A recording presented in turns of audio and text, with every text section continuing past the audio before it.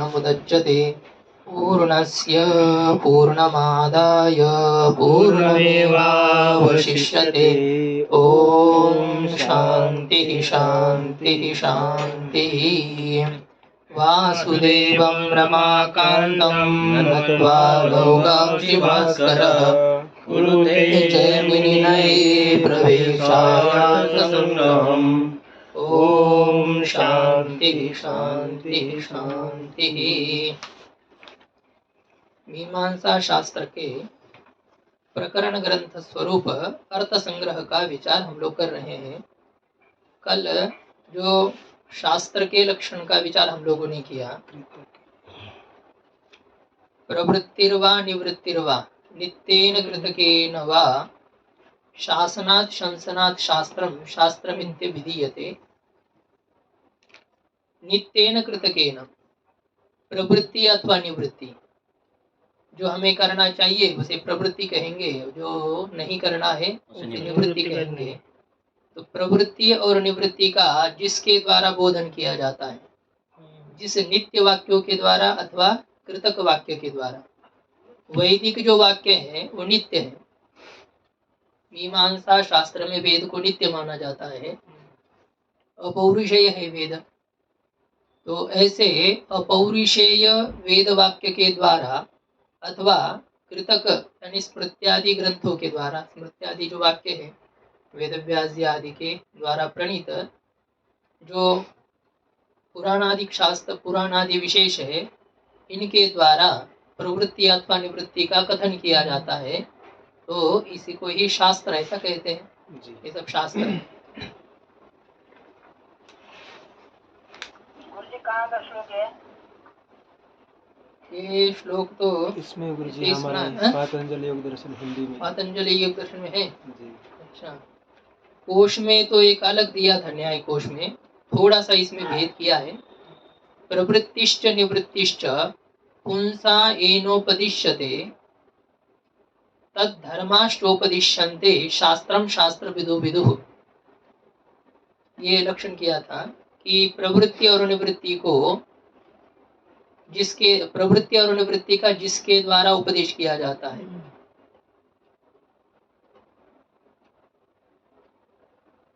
मनुष्यों के लिए प्रवृत्ति और निवृत्ति का जिसके द्वारा उपदेश किया जाता है, तद धर्माष्ट उपदिश्यन्ते, उसे शास्त्र कहते हैं। और उसके धर्म का उपदेश किया जाता है।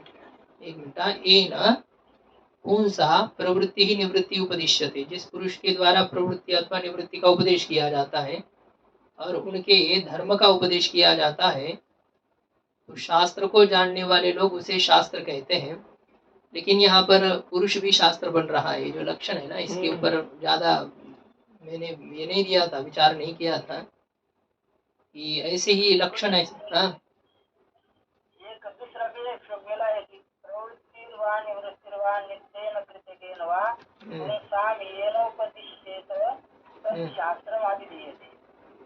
हाँ, यही है नित्येन कृतकेन। तो ये तो होगा वैदिक वाक्य अथवा स्मार्त वाक्य, इनके द्वारा। पीछे रहने दो, क्या इधर उधर बैठना है, आना है तो पहले आना है ना। प्रवृत्तिर्वा निवृत्तिर्वा नित्येन कृतकेन वा पुंसामेनोपदिश्यते तच्छास्त्रमित्य विधीयते। हाँ, ये ठीक है कि नित्य वैदिक वाक्यों के द्वारा अथवा कृतक जो स्मृति वाक्य हैं उनके द्वारा पुरुषों को प्रवृत्ति अथवा निवृत्ति का उपदेश जिसके द्वारा किया जाएगा उसे शास्त्र कहते हैं। तो इसलिए मीमांसा भी एक शास्त्र है।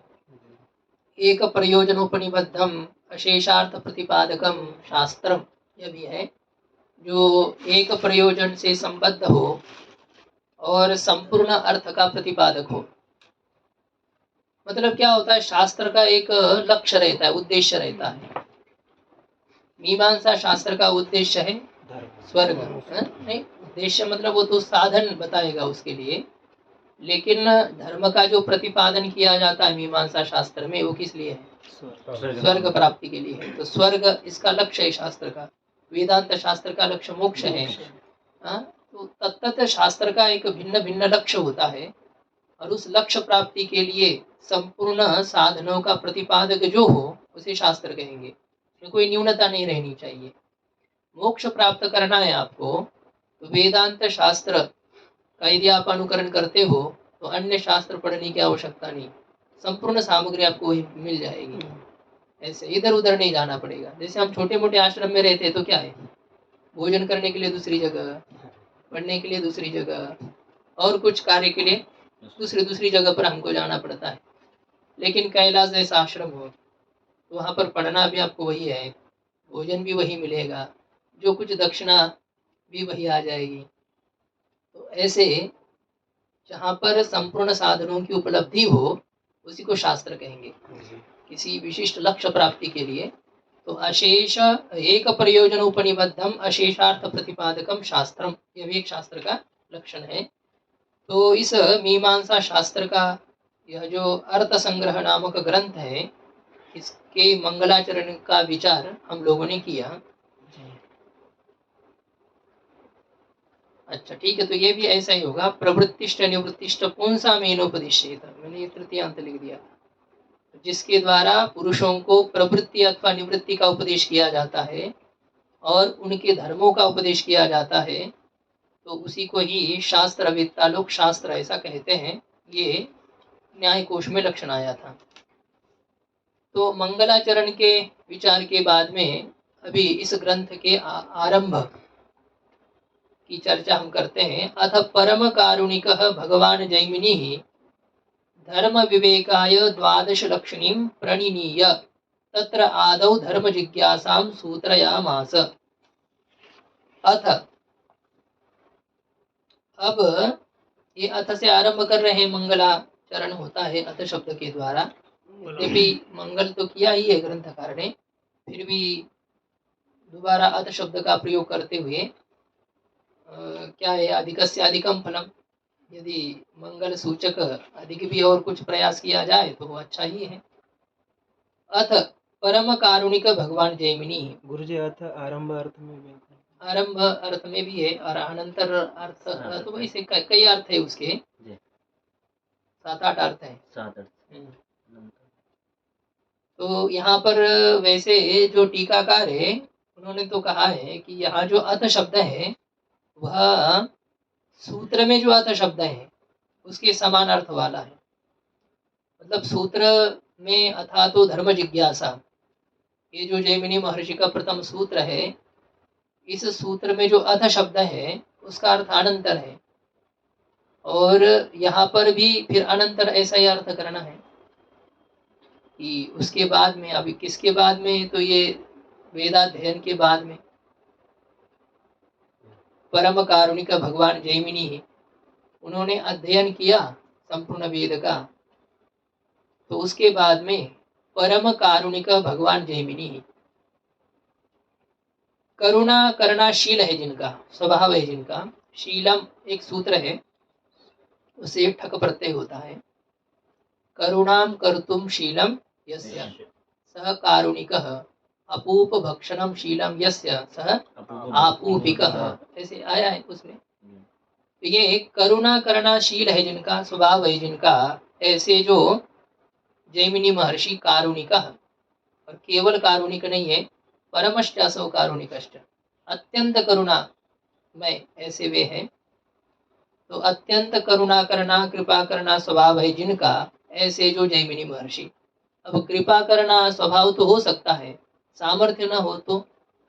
अब एक गौ माता इधर उधर क्या कहते हैं ना, वो उसमें प्लास्टिक चबाते हुए घूमती है, दया तो बहुत आती है, क्या कर सकते हैं हम, सामर्थ्य नहीं ना, तो सामर्थ्य भी तो होना चाहिए। तो ये इनमें सामर्थ्य है, तो कहते हैं हाँ भगवान सामर्थ्य संपन्न है। श्री, इसमें तो ऐश्वर्यस्य समग्रस्य धर्मस्य यशस श्रियः ज्ञान वैराग्योरेव शरणां भग इति रणा, ये 6 को भग ऐसा कहा जाता है। हाँ, इसमें अमर कोश में अलग ये बताया भग शब्द के, श्री, काम और महात्म्य, वीर्य, यत्न, अर्क सूर्य भी इसका अर्थ है, और कीर्ति, ये 7 अर्थ दिए हैं। तो ऐसे भग से जो संपन्न है, श्री विद्या है, ऐश्वर्य है, उनसे जो संपन्न है, काम का अर्थ वैसे जो आत्म काम है, मतलब कृतकृत्य है ऐसे ये। और वैसे तो अर्थ होता है इच्छा, इच्छा संकल्प, तो संकल्प तो सब में रहते हैं, तो सब भगवान है क्या? नहीं। तो संकल्प शब्द का अर्थ सत्य संकल्प। महापुरुष लोग जो संकल्प करते हैं वह कभी व्यर्थ नहीं जाता है, कर दिया हो गया ऐसा ही। जो कालिदास जी ने जैसे कहा है ना कि महापुरुषों की वाणी पदार्थ का अनुकरण नहीं करती है, जैसे पदार्थ होते वैसे वो बोलते हैं, ऐसा नहीं। जैसे वो बोलते हैं उसी प्रकार से पदार्थ हो जाते हैं, जो कहेंगे हो जाएगा। उठो पुत्र उठो, ज्ञानेश्वर महाराज जी ने कह दिया। वो तो स्त्री थी, वेश भले ही पुरुष का था, लेकिन पुरुष कह दिया तो पुत्र का कह दिया तो हो गया। तो स्त्री का भी पुरुष बन जाना ये प्रकृति के अनुकूल है क्या? प्रकृति के खिलाफ है, लेकिन उन्होंने कह दिया ना तो हो गया। एक उदाहरण आपको बताएं, ऐसे कई बार होता है कि वे जैसा कहते हैं उसी प्रकार से पदार्थ होते हैं। पदार्थ जैसे होते वैसे वे बोलते हैं, ऐसे नहीं, जैसे वो बोलते वैसे पदार्थ होते हैं। ये होता है सत्य संकल्प। महात्म्य, उसमें उनकी महिमा है, वीर्य है, सामर्थ्य है, यत्न प्रयत्न, वो खुद भी यत्न करते हैं, ऐसा नहीं कि दूसरे को उपदेश करना है खाली, वो भी रहते हैं। महापुरुष लोग देखिए, कोई जरूरी नहीं है उनको, लेकिन वो जितने बजे उनको जगना है, जितने बजे सोना है, उनकी एक विशिष्ट दिनचर्या बनी रहेगी। क्या आवश्यकता है अभी? लेकिन फिर भी अन्यों को उस प्रकार से आचरण से भी उपदेश देने के लिए वे उस प्रकार का आचरण करते हैं। आचिनोति च शास्त्रार्थम आचार्य स्थापयत्यपि स्वयं आचरति यस्मात् तस्मात् आचार्य इति स्मृतः। आचार्य शब्द का अर्थ केवल पढ़ाने वाला होता है क्या? या दूसरे को अनुशासित करने वाले को आचार्य कहते हैं? हम जब विद्यार्थी थे तब ऐसा ऐसा करते थे, अब हम कृतकृत्य हो गए, अब हम चाहे जैसा करें, ये नहीं। खुद भी यत्न से संपन्न रहते हैं। कीर्ति है जो कि प्रसिद्ध है सर्वत्र। तो ऐसे ये जैमिनी महर्षि है, सामर्थ्य से संपन्न है, तो अत्यंत करुणा करना जिनका शील है, ऐसे जो भगवान जैमिनी है, वेद व्यास जी के शिष्य हैं, ऐसे जैमिनी महर्षि धर्म विवेकाय, धर्म के निर्णय के लिए, विवेक, विवेक शब्द का अर्थ होता है यथार्थ रूप से वस्तु के स्वरूप का निर्धारण, यथार्थ रूप से वस्तु के स्वरूप का निश्चय करना, और उसके लिए धर्म का विवेक के लिए, धर्म का निर्णय करने के लिए। भगवान बना दिया इन्होंने। क्या हुआ? भगवान को नहीं मानते ना। वो तो ये कह रहे हैं, ये इसमें इनका सामर्थ्य से जो संपन्न है, इस प्रकार से सामर्थ्य से संपन्न, ईश्वर को नहीं मानते हैं, लेकिन ऐसे भग शब्द के वाच्य तत्वों को स्वीकार करते हैं कि नहीं करते हैं? वो तो कोई महर्षि हो सकते हैं, महर्षि को तो स्वीकार कर ही रहे हैं ना। गुरुजी टीका में इन्होंने भगवान पर की मंगलाचरण घटाया टीका में, तो है तो उसी प्रकार से भी तो है। ये तो आपको एक समाधान दे ही दिया था ना, शिष्टाचार प्रामाण्याधिकरण, उसके अनुसार शिष्टाचार है तो मंगलाचरण करना कोई अनुचित थोड़ी है, कर दिया मंगलाचरण, ऐसा है।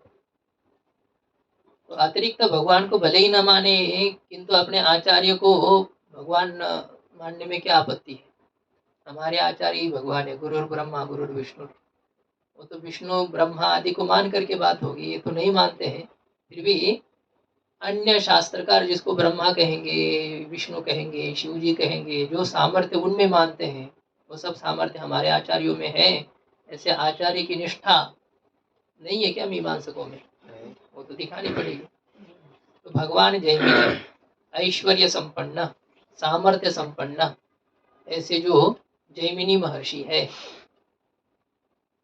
तो उन जैमिनी महर्षि ने धर्म का निर्णय करने के लिए, धर्म, धर्म शब्द की व्याख्या करेंगे अभी, धर्म किसे कहते हैं ये विचार करना है। जैमिनी महर्षि ने दूसरे सूत्र में ही धर्म का विचार किया है। जैसे एक ब्रह्म सूत्र है ना, उसमें कैसे हो गया? अथा तो ब्रह्म जिज्ञासा। अब साधन चतुष्टय संपन्न होने के बाद में अतः ये संपूर्ण जगत मिथ्या है, विनाशी है, ऐसा होने के कारण से ब्रह्म का विचार करना चाहिए। वहां पर भी अनंतरार्थ है। साधन चतुष्टय संपत्ति के बाद में ब्रह्म का विचार करना चाहिए। किस लिए करना चाहिए? सब जगत मिथ्या है। तो इस मिथ्या जगत से हम अपना क्या मोचन करने के लिए, बंधन से मुक्त होने के लिए ब्रह्म का विचार करना चाहिए। तो ठीक, ब्रह्म का विचार करना है तो ब्रह्म किसे कहते हैं? तो वहां जैसे द्वितीय सूत्र में ब्रह्म का लक्षण किया, जन्माद्यस्य यतः, जन्मादि अस्य यतः, इस जगत के उत्पत्ति स्थिति लय जिससे होता है उसी को ब्रह्म कहते हैं। जैसे वहां ब्रह्म का लक्षण द्वितीय सूत्र में वेदव्यास जी ने किया है, उसी प्रकार से यहाँ पर भी प्रथम सूत्र में धर्म के जिज्ञासा का कथन करके दूसरे सूत्र में धर्म का लक्षण किया है। तो भगवान जैमिनी महर्षि ने धर्म का निर्णय करने के लिए, क्योंकि धर्म के बारे में बहुत विवाद है, अपना क्या है, किं कर्म किम कर्मेति कवयोप्यत्र मोहितः, किं कर्म किम कर्मेति, ये क्या है, आरंभ क्या है इस श्लोक का? कर्मणो ह्यपि बोद्धव्यम बोद्धव्यं च विकर्मणः कर्मणश्च बोद्धव्यम गहना कर्मणो गतिः। इससे पहले है ये होगा फिर, किं कर्म किम कर्मेति कवयोप्यत्र मोहितः तत्ते कर्म प्रवक्ष्यामि यज्ञात्वा मोक्षसे मृतमश्नुते, जो होगा।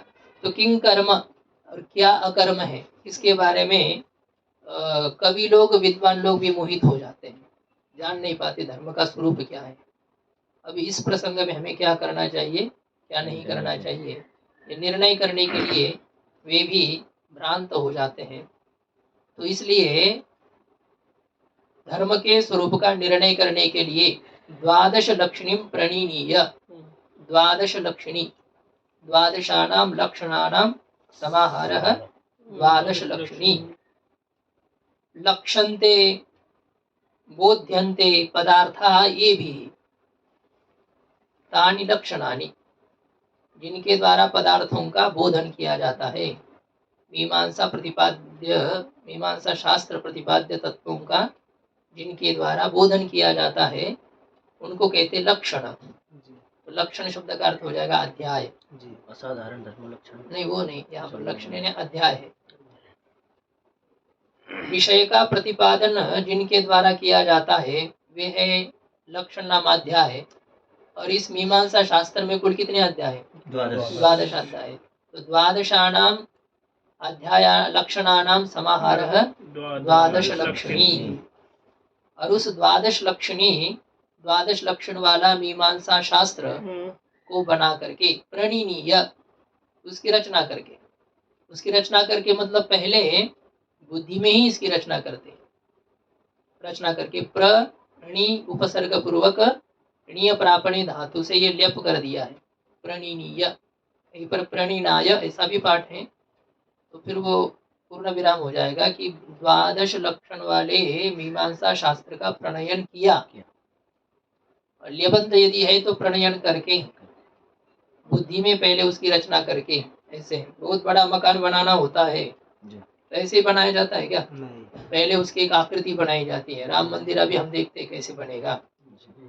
तो वैसे ही ये आचार्य लोग ग्रंथ को पहले अपने बुद्धि में बना करके फिर तत्र आदौ, वहाँ उस ग्रंथ में आदि में ही धर्म जिज्ञासाम सूत्रयामास, धर्म जिज्ञासा को सूत्रित किया, धर्म जिज्ञासा को लिख दिया जैमिनी महर्षि ने। पहले बनाया सब कुछ रचना, अब जैसे जैसे याद आएगा वैसे वैसे लिखते जाएंगे, ऐसा नहीं पूरा। ये तो समर्थ होते हैं महापुरुष महर्षि, इसलिए तो भगवान कह दिया है। तो संपूर्ण शास्त्र को पहले अपने बुद्धि में बना करके फिर उसके आदि में धर्म जिज्ञासा को सूत्रित किया, धर्म जिज्ञासा को लिख दिया। तो सूत्र है अथातो धर्म जिज्ञासा इति, अथातो धर्म जिज्ञासा। अब यहाँ पर अथ शब्द का क्या अर्थ है, अतः शब्द का क्या अर्थ है, धर्म जिज्ञासा, इस कुल सूत्र में कितने पद हैं? तीन तीन पद है, इति तो दिया है वो, इति सूत्रयामास, इस प्रकार से सूत्रित किया। तो अथ अथ अतः धर्म जिज्ञासा, धर्मस्य जिज्ञासा धर्म जिज्ञासा, तीन पद है। अत्र अथ शब्दः वेदाध्ययनानन्तर्य वचनः, यहाँ पर जो अथ शब्द है वह वेदाध्ययन के आनंतर्य का बोधक है। वेदस्य अध्ययनम वेदाध्ययनम तस्य आनंतर्यम वेदाध्ययनानंतर्यम। साधन चतुष्टय के बाद बोले ना। नहीं, वो तो आपको अथा तो ब्रह्म जिज्ञासा वेदांत सूत्र की बात कही, वहाँ साधन चतुष्टय है, संपत्ति के बाद में ब्रह्म का विचार करना चाहिए। क्यों? क्योंकि ये जगत मिथ्या है, इसका विचार करने में कोई लाभ नहीं है, इसलिए ब्रह्म का विचार करना चाहिए। यहाँ साधन चतुष्टय की संपन्नता नहीं, यहाँ वेदाध्ययन, वेद के अध्ययन। वेद पढ़ ही लिया तो फिर आप क्या जानना बाकी रह गया? वेद का पढ़ना मतलब होता है केवल उच्चारण, गुरु उच्चारणानुच्चारणम अध्ययन, गुरु के उच्चारण के पीछे उच्चारण करना, इसे कहते हैं अध्ययन। अध्ययन के बाद में क्या करना है? धर्म का विचार करना चाहिए। वेदाध्ययन आनंतर्यस्य वचनः उच्यते अनेन इति वचनः, वेदाध्ययन के आनंतर्य का वाचक बोधक, ऐसा ही अथ शब्द है। अथ मतलब बाद में धर्म का विचार करना चाहिए। बाद में मतलब कब? वेदाध्ययन के बाद में धर्म का विचार करना चाहिए। इसलिए यहाँ पर जो अथ शब्द है वह वेदाध्ययन के आनंतर्य का वाचक है, बोधक है। और जो अतः शब्द आया है वह अतः शब्दो ही वेदाध्ययनस्य दृष्टार्थत्वं ब्रूते, जो अतः शब्द है वह वेदाध्ययन में दृष्ट प्रयोजनवत्व है, इसका कथन करता है। दृष्टः अर्थः प्रयोजनम यस्य वेदाध्ययनस्य तद वेदाध्ययनम दृष्टार्थम तस्य भावः दृष्टार्थत्वम। तो वेद का अध्ययन दृष्ट प्रयोजन वाला है, इसका कथन करता है। मतलब वेद पढ़ लिया तो आप कुछ करने की बाकी नहीं है, बस आप मंत्र बोलते जाओ और दक्षिणा इकट्ठा करते जाओ, ऐसा नहीं। में अर्थ को भी पढ़ना चाहिए, इस मंत्र का क्या अर्थ है। कोई पूछे पंडित जी मंत्र का अर्थ बताइए, अरे क्या करना है तुमको, कोई अर्थ फिर तो तुम नहीं समझ पाते, बहुत कठिन है, ऐसा करके थोड़ी, उसका अर्थ भी आना चाहिए। तो वेदाध्ययनस्य दृष्टार्थत्वं ब्रूते, अतः शब्द वेदाध्ययन में दृष्ट प्रयोजनवत्व है, इसका कथन करता है। ये ही का अर्थ क्यों की? अदृष्ट क्या है फिर बोलते हैं? हाँ, अदृष्ट क्या है उसका प्रयोजन? अदृष्ट प्रयोजन तो पुण्य होगा, और क्या होगा? आपको जो आपने अपने कर्तव्य कर्म का पालन किया है तो पुण्य होगा, जिससे अच्छी गति तो होती है, लेकिन दृष्ट भी तो प्रयोजन आपको होना चाहिए। यहाँ पर हम अदृष्ट प्रयोजन का विचार कम ही करते हैं। सभी लोग देखिए, नहीं ऐसा करने से आपको बहुत लाभ होगा बाद में लाभ को हम चाहते हैं क्या? हमें तुरंत चाहिए, तुरंत होना चाहिए, ऐसी हमारी प्रसिद्धि हो जाए, तुरंत धन संपत्ति बहुत पर्याप्त मात्रा में आ जाए, ऐसे ये दृष्ट प्रयोजन चाहते हैं कि नहीं? सब लोग यही चाहते हैं। और क्या करें हम?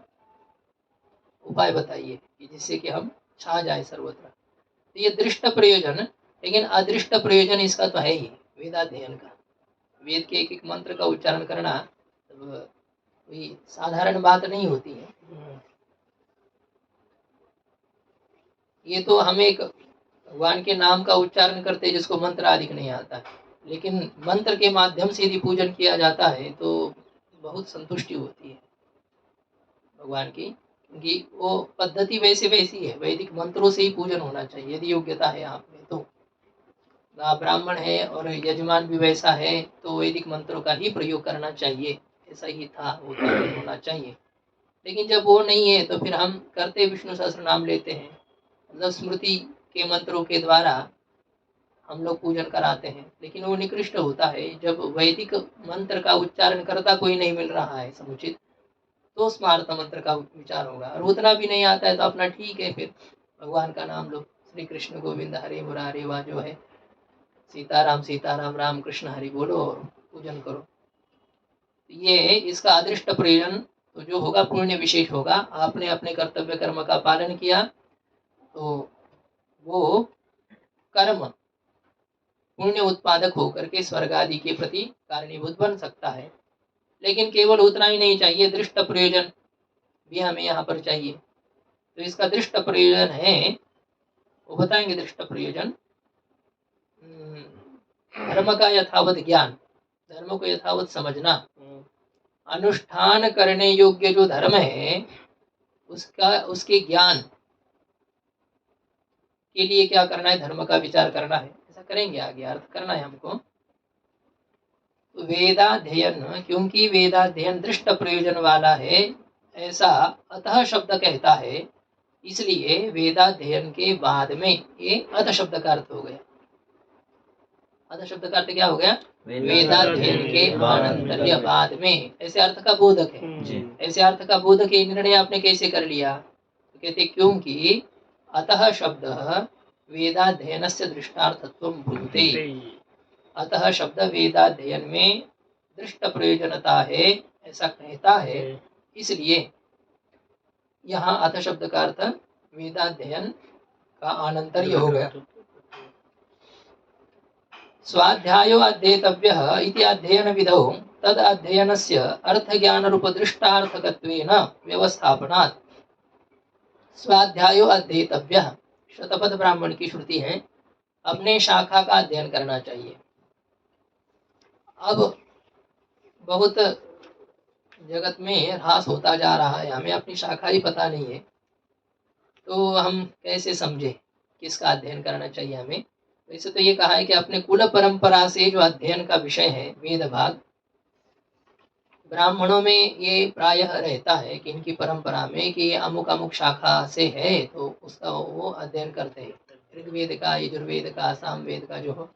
और आजकल तो वो भी ऐसा है कि जाते हैं, ऋग्वेद पढ़ाया जाता है तो वहाँ जाते हैं यजुर्वेद पढ़ना है। मतलब लोक में चाह किसकी ज़्यादा है उस हिसाब से पढ़ा जाता है, या तो जो जिसकी रुचि हो, लेकिन ऐसा नहीं होना चाहिए।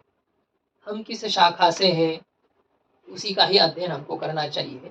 ये आगे स्वाध्याय शब्द का व्याख्या उन्होंने की है, स्वकुल परंपरायाः अध्ययन विषय शाखा विशेष स्वाध्याय। नवम पृष्ठ में यह बात हिंदी व्याख्या में उन्होंने कही है। अपने कुल परंपरा के अध्ययन का जो विषय शाखा विशेष होता है उसे स्वाध्याय कहते हैं। जैसे क्षत्रिय कुल में उत्पन्न हुआ तो उसको क्या है, शस्त्र शास्त्र का अध्ययन, शास्त्र का भी अध्ययन करना है, विशेष रूप से उसको शस्त्र का अध्ययन होता है। तो वैसे ही ब्राह्मणों को तो क्या है, शास्त्र का अध्ययन। वैसे तो चतुर्वेदों का अध्ययन करना चाहिए, 4 वेदों का, लेकिन आजकल उतनी क्षमता नहीं है हमारे में, वैसा वातावरण नहीं है अनुकूल, तो इसलिए कम से कम अपनी शाखा का अध्ययन करना ही चाहिए। और जो यह यत शाखा विशिष्ट तेन स एव शाखा विशेषाध्येतव्यः, जो जिस शाखा वाला है उसी को उसी शाखा का अध्ययन करना चाहिए, ऐसा कहा है। जो अपनी शाखा का अध्ययन त्याग करके अन्य शाखा का अध्ययन करता है तो कहते वो ब्रह्म हत्यारा है, वो ब्रह्म हत्या का पाप उसको लगता है, या वेद की हत्या उसने की है ऐसा होता है, वो विद्वानों के द्वारा निंदित है। तो इसलिए क्या है, अपनी शाखा का परित्याग करके दूसरे के शाखा का अध्ययन यदि कोई करता है तो वह शूद्र के समान त्याज्य है। सभी कर्मों में विद्वानों के द्वारा, सज्जनों के द्वारा वह बहिष्कार्य है जो अपनी शाखा को छोड़ देता है। इसलिए यदि अन्य शाखा का अध्ययन करना है तो कब करना है, अपनी शाखा को पढ़ करके फिर अन्य शाखा का अध्ययन करो। देखो ये समझ लो, यहाँ करके अंग्रेजी पढ़ते हो, पहले अपना संस्कृत पढ़ो पर्याप्त मात्रा में, तो ये जब प्रस्थांतरी कम से कम आपने पढ़ लिया, बाद में जो आपको पढ़ना है वो करो। लेकिन आकर के ऐसा देखते हो यहाँ योगा का बहुत माहौल है, थोड़ा सा अंग्रेजी पढ़ लेंगे तो चले जाएंगे विदेश में, चले जाएंगे। क्या विदेश में जाओगे, भारत में क्या कम है, अपनी शाखा का पहले अध्ययन करना है। मतलब यहाँ पर यदि हम अपनी शाखा को आजकल नहीं जान पाते हैं तो प्रस्थान त्रयी का अध्ययन करके फिर बाद में आपको बहुत खुजली है तो पढ़ो जो पढ़ना है, किसने मना किया। लेकिन बीच में और किसी विषय को लेना, ये वो भी उसी प्रकार से शूद्रवत बहिष्कार्य हो जाएगा, तो परित्याग कर देना चाहिए। स्वाध्यायो अध्येतव्य, अपनी शाखा का अध्ययन करना चाहिए। इस प्रकार की जो अध्ययन विधि है, उस अध्ययन विधि में तद अध्ययन से अर्थ ज्ञान रूप दृष्टार्थकत्वेन, तद अध्ययन मतलब वेद का अध्ययन, और वेद का अध्ययन वेदाध्ययन से अर्थ ज्ञान रूप दृष्टार्थकत्वेन, वेदाध्ययन में क्या है, अर्थ ज्ञान रूप दृष्टार्थकत्वम, अर्थस्य ज्ञानम अर्थ ज्ञानम, अर्थ ज्ञानम एव रूपम स्वरूपम यस्य दृष्टार्थस्य सह दृष्टार्थः अर्थ ज्ञान रूपः च असौ दृष्टार्थश्च अर्थ ज्ञान रूप दृष्टार्थः।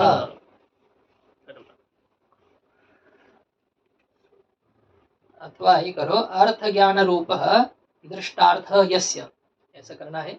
अर्थ ज्ञान रूपः दृष्टार्थः यस्य अध्ययनस्य तदध्ययनम् दृष्टार्थकम्। शेषाद् विभाषा कब करना है, तो अर्थ ज्ञान स्वरूप दृष्ट प्रयोजन है जिस अध्ययन का, उस अध्ययन को क्या कहेंगे, अर्थ ज्ञान रूप दृष्टार्थकम तस्य भावः अर्थ ज्ञान रूप दृष्टार्थकत्वम् तेन। तो वेद के अध्ययन में वेदार्थ का ज्ञान रूपी दृष्ट प्रयोजनवत्व रूप से व्यवस्थापनात्, ऐसी व्यवस्था करने के कारण से, अर्थात निर्धारण करने के कारण से, इस अध्ययन विधि में कहा है कि अपने शाखा का अध्ययन करना मतलब क्या करना है। ये अध्ययन जो है वह दृष्ट अर्थ ज्ञान रूपी दृष्ट प्रयोजन वाला है, इस रूप से निर्धारित होने के कारण से क्या करना चाहिए, बाद में धर्म का विचार करना है, ये कहेंगे। अभी ये तो बता रहे हैं कि अत शब्द का अर्थ वेदाध्ययन के अनंतर्य का बोधक है, क्योंकि अतः शब्द वेदाध्ययन दृष्ट प्रयोजन वाला है, ऐसा कहता है। तो ये वेदाध्ययन दृष्ट प्रयोजन वाला है, ये आपने कैसे निर्णय कर लिया, तो ये कह रहे हैं कि स्वाध्याय को अपने शाखा का अध्ययन करना चाहिए। इस अध्ययन विधि में वेदाध्ययन अर्थ ज्ञान रूपी दृष्ट प्रयोजन वाला है, इस रूप से निश्चित होने के कारण से, ऐसा निर्धारण होने के कारण से क्या है, अत शब्द वेद के आनंतर्य का बोधक है, और अतः शब्द ये दृष्ट प्रयोजनवत्ता का बोधन करता है, अध्ययन दृष्ट प्रयोजन वाला है, ये होता है। तो कुल अब यहाँ पर जो 3 पद थे, अत शब्द का अर्थ आपको बताया, अतः शब्द का अर्थ भी कह दिया। धर्म जिज्ञासा का विचार तो करना है, लेकिन पहले अभी पूरे सूत्र का एक बार अर्थ करते हैं ग्रंथकार। तथा च, तो कहने का भाव ये हुआ कि वेदाध्ययनम यतः अर्थ ज्ञान रूप दृष्टार्थकम तदध्ययनम अतः हेतु धर्म से वेदार्थस्य जिज्ञासा कर्तव्या इति शेषः। वेदाध्ययन के बाद में, ये अर्थ शब्द का अर्थ है, वेदाध्ययन के बाद में, क्योंकि तद अध्ययनम अर्थ ज्ञान रूप दृष्टार्थकम, ऐसा करो, यतः तद अध्ययनम अर्थ ज्ञान रूप दृष्टार्थकम अतः हेतु वेदाध्ययनानंतरम वेदार्थस्य धर्मस्य जिज्ञासा कर्तव्या, अन्वय होगा। यथा नाम क्योंकि तद अध्ययनम वेद का अध्ययन अर्थ ज्ञान रूपी दृष्ट प्रयोजन वाला है, क्योंकि वेदाध्ययन अर्थ ज्ञान रूपी दृष्ट प्रयोजन वाला है। अतः हेतु हो, इस कारण से वेदाध्ययनानंतरम वेदार्थस्य जिज्ञासा कर्तव्या, वेद के अध्ययन के बाद में वेदार्थ जो धर्म है, वेद का प्रतिपाद्य कौन है, धर्म है, तो उस धर्म की जिज्ञासा करनी चाहिए, ऐसा सूत्र का अर्थ हो जाएगा। वेदार्थ की जिज्ञासा करनी चाहिए। चाहिए। इति शेषः कर्तव्या इति शेषः, कर्तव्य पद का अध्ययन करना, यहाँ पर धर्म की जिज्ञासा करनी चाहिए। अब धर्म की जिज्ञासा करनी चाहिए, धर्म को जानने की इच्छा करनी चाहिए। ये इच्छा करना ये हमारे अधीन है क्या? नहीं नहीं। किसी को गुलाब जामुन बहुत पसंद है, बहुत प्रिय है, तो थाली में रखे हैं सामने, तो उसको कहना पड़ता है अरे गुलाब जामुन खाने की इच्छा करनी चाहिए, ऐसा होता है? नहीं। किसी कहने की इच्छा, वो इच्छा जो होती है वो पुरुष तंत्र नहीं है, ये स्वतंत्र कर्तृतंत्र नहीं है, वस्तु तंत्र है। ठीक है, पुरुष तंत्र नहीं है, मतलब कर्ता के अधीन नहीं है। वस्तुतंत्रम भवेद ज्ञानम कर्तृतंत्रम उपासनम, तो ये इच्छा हो गया, ज्ञान हो गया, ये हमारे अधीन नहीं होता है। कोई अनुकूल अच्छी वस्तु दिखाई देती है तो उसकी प्राप्ति की इच्छा हो जाती है, हमें करने की जरूरत नहीं पड़ती, हो जाती है। हाँ, उसके प्राप्ति के अनुकूल प्रयत्न तो करना पड़ता है, उस प्रकार से करना पड़ेगा हमको कि अब जो जैसा हो इसको मुझे पाना है, तो उसके अनुकूल प्रयत्न, कृति, जो क्रिया। तो यहाँ पर जो कह रहे हैं कि जिज्ञासा करनी चाहिए, तो जिज्ञासा करने का विषय है या होती है जिज्ञासा? जिज्ञासा तो हो जाती है, तो यदि अनुकूल है तो इसको मुझे जानना है, इस प्रकार की इच्छा तो हो जाती है, उसको करनी नहीं पड़ती है। तो यहाँ तो सूत्र का अर्थ हो गया कि धर्म की जिज्ञासा करनी चाहिए, धर्म को जानने की इच्छा करनी चाहिए। कैसे कर सकते, इसको कैसे करना होगा? तो कह रहे जिज्ञासा पद से विचारी लक्षणा, जिज्ञासा पद की विचार में लक्षणा करनी है। जिज्ञासा में कौन सी धातु है, कौन सा प्रत्यय है? ज्ञा अवबोधने धातु से कौन सा प्रत्यय हुआ है? सन प्रत्यय हो गया है। किस सूत्र से हुआ है? धातु कर्म समान कर्तृकारी इच्छायाम वा, इस सूत्र से धातु से सन प्रत्यय हुआ है, ज्ञा धातु से। संयंगो सूत्र से द्वित्व होगा, ज्ञा बनेगा, फिर हलादिशेष जज्ञा संयतः जिज्ञा सन प्रत्यय जिज्ञासा। ठीक है, कल हम लोगों ने विचार किया था? इसका नहीं किया था। जिज्ञासा शब्द है, फिर अच्छा मीमांसा था जिज्ञास, और अप्रत्ययात सूत्र से स्त्रीत्व विशिष्ट भाव में अप्रत्यय करके अजाद्यता स्टाप करने पर जिज्ञासा शब्द निष्पन्न होता है। क्या अर्थ है जिज्ञासा शब्द का? ज्ञातुम इच्छा जिज्ञासा। तो यहाँ प्रकृति है ज्ञा और प्रत्यय है सन। यहाँ कहते हैं कि इन दोनों की विचार में लक्षणा करनी है, प्रकृति प्रत्यय दोनों की विचार में लक्षणा करनी है। लेकिन अब ये इच्छा से साध्य होता है विचार। जब हम किसी को चाहते हैं, किसी वस्तु को, तो क्या करते हैं? उसके ऊपर विचार करते हैं, कैसे कैसे किया जा सकता है इसको, विचार होता है, इच्छा से साध्य होता है विचार। तो प्रत्यय अर्थ की लक्षणा विचार में भले की जाए, प्रत्यय का अर्थ इच्छा था, लक्षणा विचार में करेंगे, लेकिन प्रकृति का अर्थ जो है, ज्ञा धातु का अर्थ क्या है? ज्ञान, उसका अर्थ ज्ञान है, सामान्य ज्ञान है।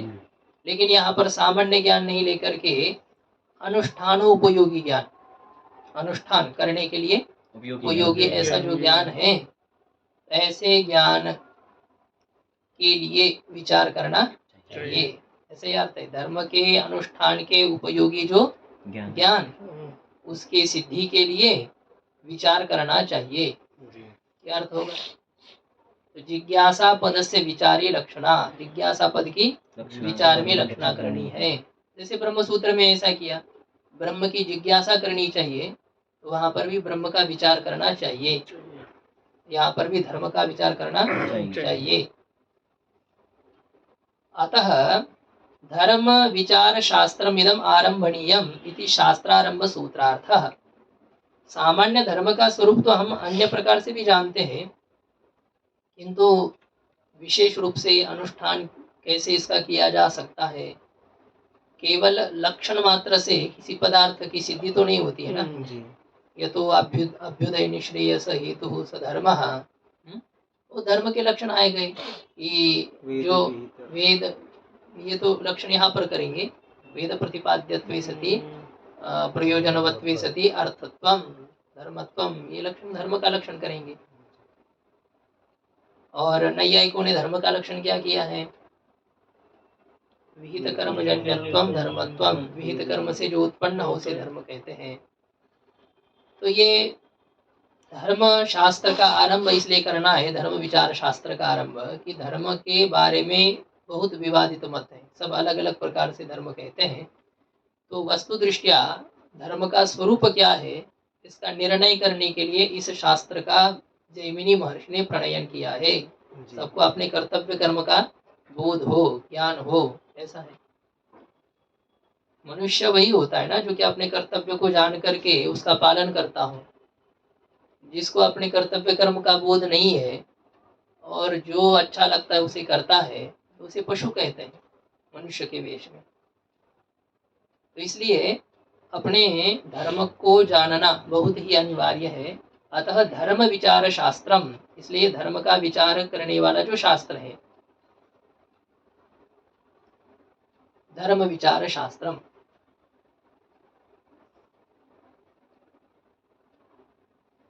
धर्म का विचार स्वरूप जो यह शास्त्र है, धर्म का विचार करने वाला ऐसा जो शास्त्र है। धर्मस्य विचारः यस्मिन् शास्त्रे तच्छास्त्रम धर्म विचारम, धर्म विचारंच तच्छास्त्रंच धर्म विचार शास्त्रम। तो धर्म का विचार है जिसमें, ऐसा ही जो शास्त्र है, तो इदम शास्त्रम आरंभणीयम, ऐसा ये धर्म विचार बोधक शास्त्र का आरंभ करना चाहिए। इति शास्त्रारंभ सूत्रार्थ, इस प्रकार से शास्त्र का जो आरंभ है, मीमांसा शास्त्र का जो आरंभ है, उसमें जो अथातो धर्म जिज्ञासा सूत्र है, उस सूत्र का यह अर्थ हो गया। सूत्र का अर्थ हो गया कि वेदाध्ययन के, क्योंकि वेदाध्ययन अर्थ ज्ञान रूपी दृष्ट प्रयोजन वाला है, इसलिए वेदाध्ययन के बाद में अनुष्ठान के उपयोगी धर्म के ज्ञान के सिद्धि के लिए धर्म का विचार करना चाहिए, धर्म का विचार करना चाहिए। ये हो गया, इसलिए शास्त्र बनाया है जैमिनी महर्षि ने। ठीक है, धर्म का विचार करना चाहिए, लेकिन धर्म किसे कहते हैं यह भी तो आपको बताना चाहिए। धर्म किसे कहते हैं, धर्म का क्या स्वरूप है, धर्म का लक्षण क्या है, धर्म का स्वरूप क्या है, तो दोनों भी बता रहे हैं, धर्म का स्वरूप और धर्म का लक्षण। मतलब ये कहो स्वरूप लक्षण और तटस्थ लक्षण। तो धर्म का स्वरूप क्या है और धर्म का लक्षण क्या है, अतः को धर्म। अब इसके बाद में ये जिज्ञासा होती है हमको कि धर्म का विचार करना चाहिए, तो धर्म किसे कहते हैं, धर्म क्या चीज है, को धर्म, कह धर्म, धर्म क्या है, किन तस्य लक्षणम, और धर्म का लक्षण क्या है। ये जितना जो कुछ जगत चलता है धर्म के आश्रित ही चलता है ना। धर्मो रक्षति रक्षितः, धर्म उसकी रक्षा करता है जो धर्म की रक्षा करता है, जो धर्म के अनुसार चलता है उसकी धर्म रक्षा करता है। ऐसा लगता है कि हमको वो धर्म से चलता है इसलिए उसके ऊपर बहुत संकट आते हैं। संकट आते ही भले ही, सोने को तपाएंगे नहीं तो कैसे वो शुद्ध होगा, परिशुद्ध होगा, उसकी चमक तो तभी आती है ना तपाने से। इसी प्रकार से जो महापुरुषों को संकट आते हैं तो उसे और चमकते हो, वो तो आने ही चाहिए। योद्धा है अच्छा सा, बहुत अच्छा युद्ध करता है, लेकिन उसका कोई प्रतिकारी ही नहीं, प्रतिद्वंद्वी ही नहीं, उसके कोई सामने आता ही नहीं युद्ध करने के लिए, तो क्या उसकी शोभा है। तो उसके लिए इतने युद्ध होने भी चाहिए। विरोधी जो होते हैं वो योद्धा को मतलब क्या विकसित करते हैं, उसकी कांति, उसका जो चमक है, उसकी जो महिमा है वो बढ़ाते हैं। खलनायक की बहुत भूमिका होती है नायक को प्रसिद्ध करने में। हम लोग विचार करते हैं रावण नहीं होता तो राम जी को कोई नहीं पूछते, आज भूल जाते हम लोग। कितने राजा लोग चले गए, किसी को जानते हैं क्या? कुछ 100 200 400 साल तक भले कोई रहे, उनकी कीर्ति रहे, लेकिन बाद में भूल जाते हैं। लेकिन हमको नहीं लगता कि राम जी अभी करोड़ 1.5 करोड़ लाख साल पहले हो चुके हैं, लाख साल करोड़ 1.5 करोड़ वर्ष पूर्व में हो चुके हैं, ऐसा लगता है क्या?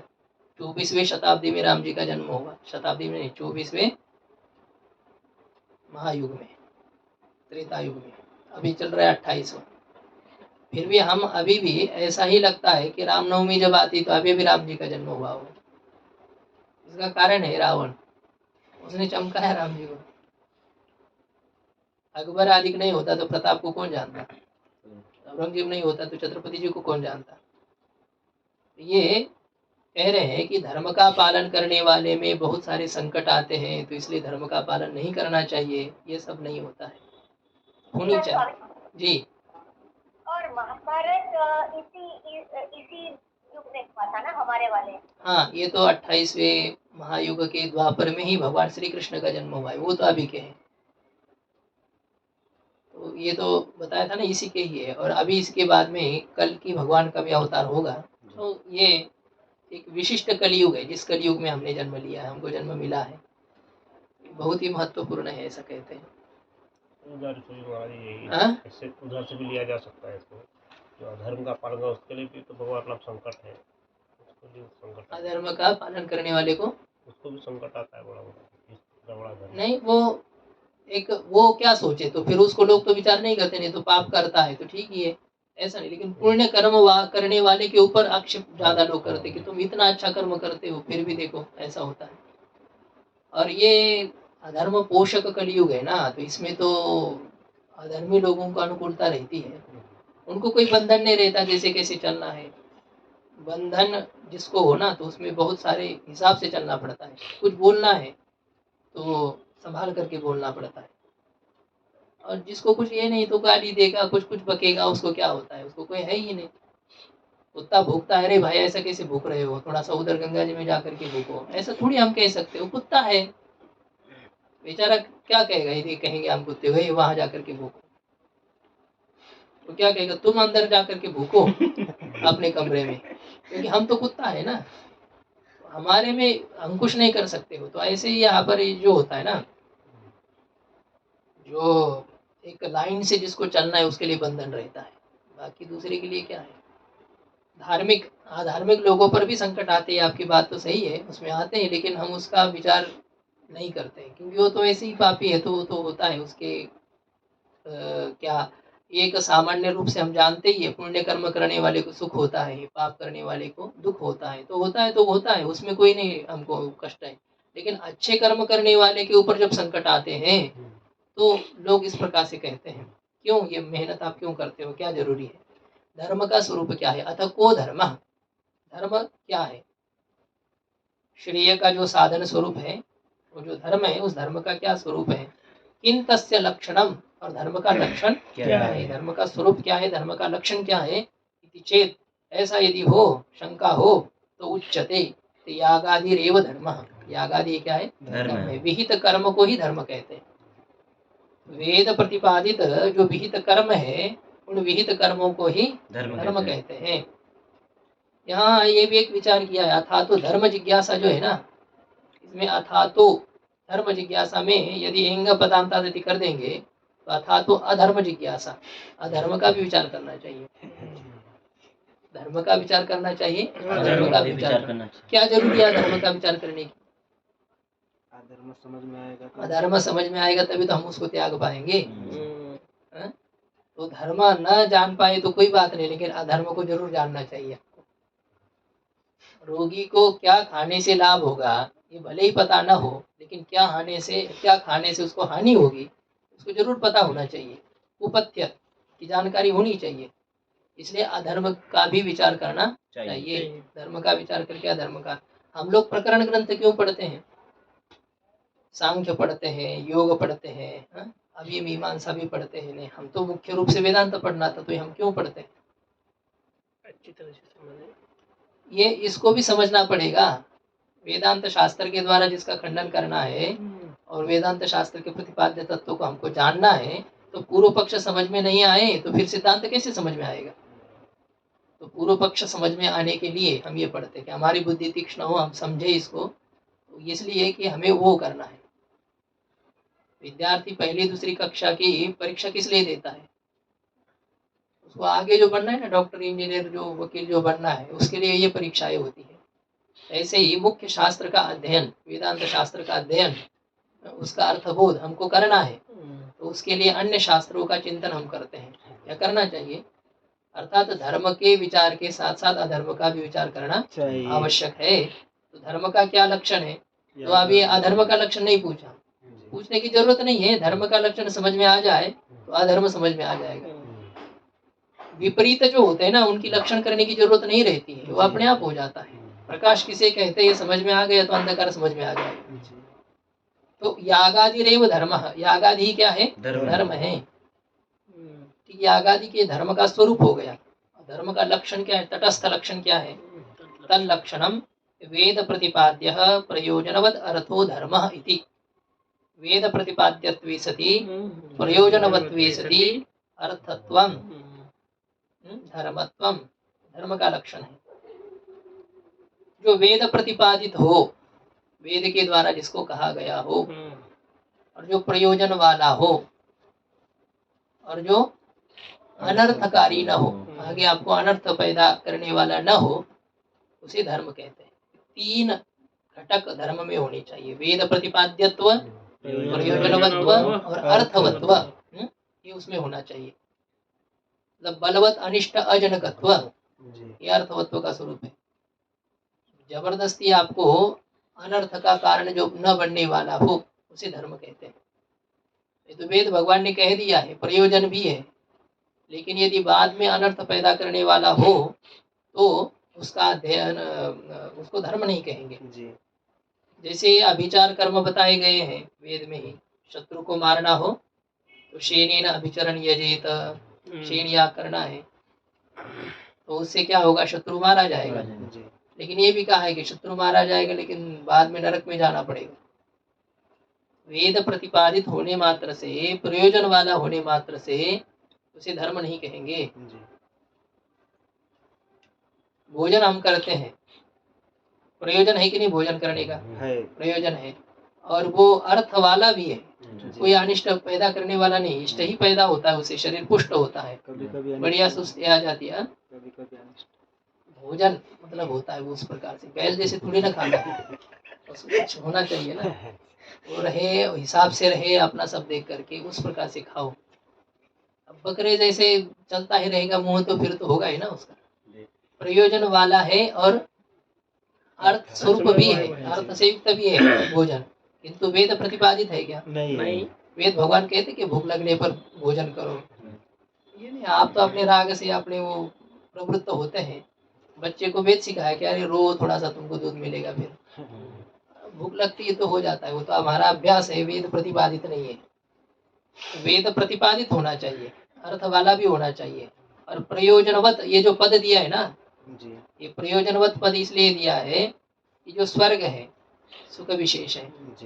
देखो वेद प्रतिपादित है कि नहीं है, और सुख स्वरूप है, अनर्थ का है उसमें, अर्थ स्वरूपता भी उसमें है, लेकिन प्रयोजन वाला है क्या, नहीं है।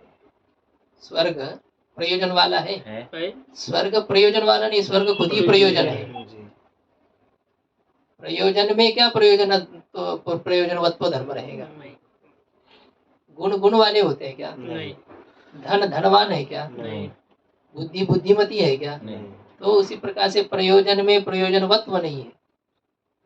स्वर्ग आदि का निराकरण करने के लिए प्रयोजनवत पद दिया है। जैसे तीन पदों का प्रयोजन है यहाँ पर, जो कि आगे बताया है, प्रयोजने अतिव्याप्ति वारणाय प्रयोजनवत इति। सुख विशेष जो स्वर्ग है उसमें वेद प्रतिपाद्यत्व है और अर्थवत्व भी है, अर्थ स्वरूपता भी है, सुख रूपता भी है, फिर भी उसे धर्म नहीं कहेंगे। क्यों नहीं कहेंगे, हाँ, तो प्रयोजन में अतिव्याप्ति का वारण करने के लिए प्रयोजनवत पद दिया है। प्रयोजन वाला होना चाहिए, प्रयोजन स्वरूप नहीं, प्रयोजन वाला। ये व्यापार का लक्षण क्या करते हैं हम न्याय में, तज्जन्यत्वे सति तज्जन्य जनकत्वम व्यापार। अच्छा ये नहीं ना, करण, करण का लक्षण क्या किया है, व्यापारवत असाधारणम कारणम करणम।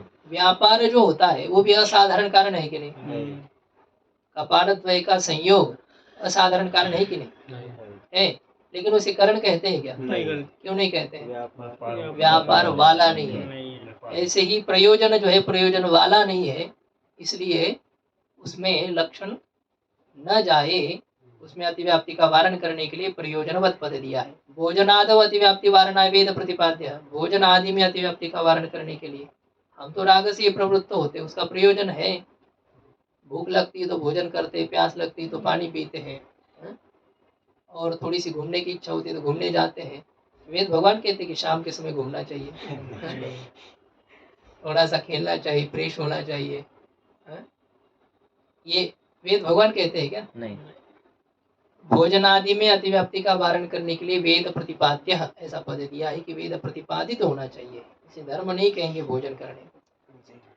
हाँ, नियमन जरूर करते हैं वेद भगवान कि अष्टौ ग्रासा मुनिर्भक्षा, क्या है, षोडशारण्यवासिनां द्वात्रिंशत्तु गृहस्थस्य यथेष्टं ब्रह्मचारिणां। ये तो है भाई, इनको वेद रटना है, अध्ययन करना है तो कस करके खाना है।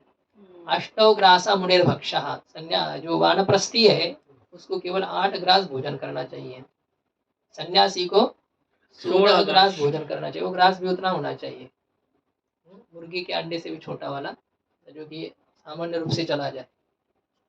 और द्वात्रिंशत्तु गृहस्थस्य, गृहस्थ को कितना भोजन करना चाहिए? 32 ग्रास, 3 टाइम नहीं 32 ग्रास भोजन करना चाहिए। और यथेष्टम ब्रह्मचारी नाम, और ब्रह्मचारी को यथेष्ट कस करके खाना चाहिए। ऐसा है, बेचारे को पर्ची तो कभी मिलती है, तो मिलती है तो फिर कस तो देता ही है, अब क्या है, उस दिन छुट्टी पाठ को। तो भोजन आदि में अतिव्याप्ति का वारण करने के लिए कहाँ का श्लोक है मुझे? 16 नंबर ये श्लोक कहाँ का है?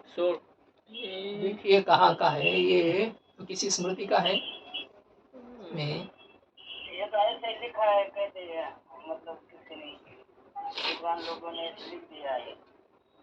ऐसा विद्वान कैसे, थोड़ी वेद का। क्यों नहीं? वो जब लिख रहे टीकाकार लिख रहे हैं तो ऐसा तो कोई ऐसा नहीं होगा ना कि इसमें कोई मूल ना हो, देखा जाएगा ना इसका मूल, ऐसा थोड़ी है। तो आपको तो बुरा नहीं लगना चाहिए था, आपके लिए तो कुछ कहा नहीं श्लोक में, यथेष्टम ब्रह्मचारी नाम।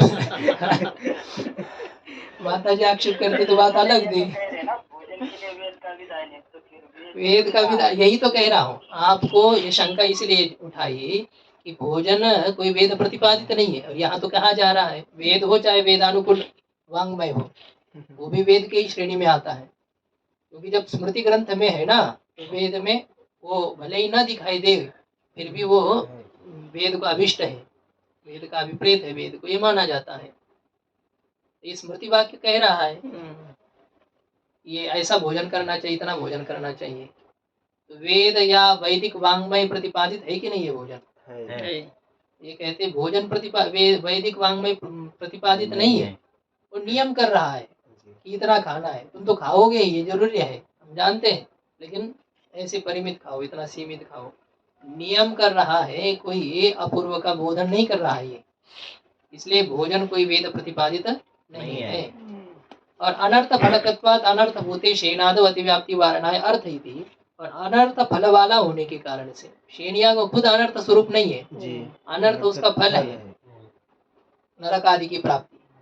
तो अनर्थ रूपी फल वाला होने के कारण से उसका साधन जो शेन याग है वह भी अनर्थ स्वरूप हो गया। फल अनर्थ स्वरूप है, इसलिए क्या है, उसका साधन भी अनर्थ है, अनर्थ स्वरूप माना गया। तो अनर्थ फल वाला होने के कारण से अनर्थ स्वरूप दुख स्वरूप, दुख रूपी फल वाला होने के कारण से साधन में भी दुख रूपता का औपचारिक प्रयोग किया जा रहा है, गौण। तो अनर्थ फल वाला होने के कारण से अनर्थ स्वरूप शेनादि में अतिव्याप्ति का वारण करने के लिए अर्थ ऐसा पद दिया। वो अर्थ वाला होना चाहिए, वो बलवत अनिष्ट का जनक नहीं होना चाहिए। देखिए हम किसी कर्म में प्रवृत्त भी होते हैं ना, तो उसके लिए 4 कारण होते हैं, इष्ट साधनता ज्ञान, कृति साध्यता ज्ञान, बलवत अनिष्ट अनुबंधित्व का ज्ञान, और चिकीर्षा, ये भी होना चाहिए। इष्ट साधन है, हमें पता है, और हम इसको कर भी सकते हैं, और इससे हमारा अनिष्ट नहीं होगा, ये भी हमको पता है, लेकिन हम करना नहीं चाहते हैं। जैसे हम यहाँ आए तो अध्ययन करना हमारे इष्ट का साधन है, और हम उसको कर भी सकते हैं, और इससे हानि तो कोई नहीं होगी, लाभ हो ना हो भले होगा, लाभ भी होगा, नहीं ऐसा नहीं, हानि भी नहीं है, अनर्थ का कारण भी नहीं है, फिर भी हम करना नहीं चाहते हैं। हनुमान जी महाराज। चिकीर्षा भी, हाँ, हनुमान जी महाराज। हनुमान जी महाराज, अच्छा।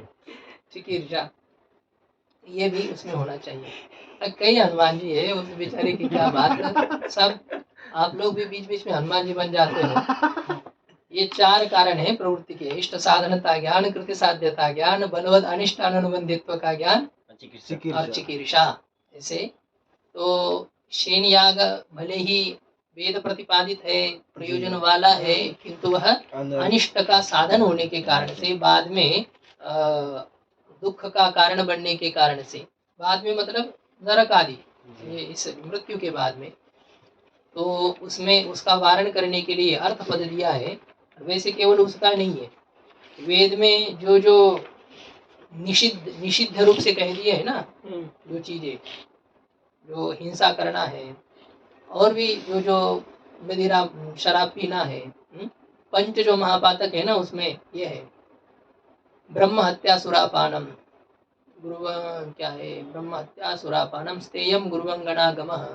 तो ब्रह्म हत्या है, मदिरा पीना है, और क्या है, चोरी करना है, और गुरु की पत्नी का गमन करना है, जिसमें कली मुख्य रूप से रहता है।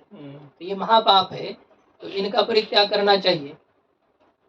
तो अब इसमें भले ही वेद प्रतिपाद्यता विधेय रूप से नहीं, लेकिन निषेध रूप से तो है ही जी। इसलिए वो वेद प्रतिपादित भी हो गए और उसका प्रयोजन भी है। पीने वाले को पूछो क्या मस्ती आती, कितना मौज आता है, दुनिया अलग दुनिया में रहता है वो, मतलब पूरा उसका ही हो जाता है, रास्ता विस्ता जहाँ जाता है वो अपना हो जाता है। तो प्रयोजन उसका है कि नहीं, उसको पूछो, प्रयोजन है, लेकिन वह अर्थ वाला नहीं है ना। क्या हानि होती शरीर में, जब पूरा कीड़े पड़ जाते, कहीं कहीं कैंसर का गोला बन जाता है, तब समझ में आता है। तो ये सभी अर्थ शब्द के द्वारा वारण करने योग्य है। तो इसलिए केवल शेन याग की बात नहीं, यहाँ पर जितने नरक के प्रति कारणीभूत निषिद्ध रूप से कहे गए अधर्म विशेष है, तो उन सब का वारण करने के लिए अर्थ शब्द दिया है। अब ये तो हो गया अर्थ धर्म का स्वरूप। तो अधर्म किसे कहेंगे, तो आपको इसे ही समझना चाहिए, अधर्म का स्वरूप क्या है। अधर्म होता है जो कि,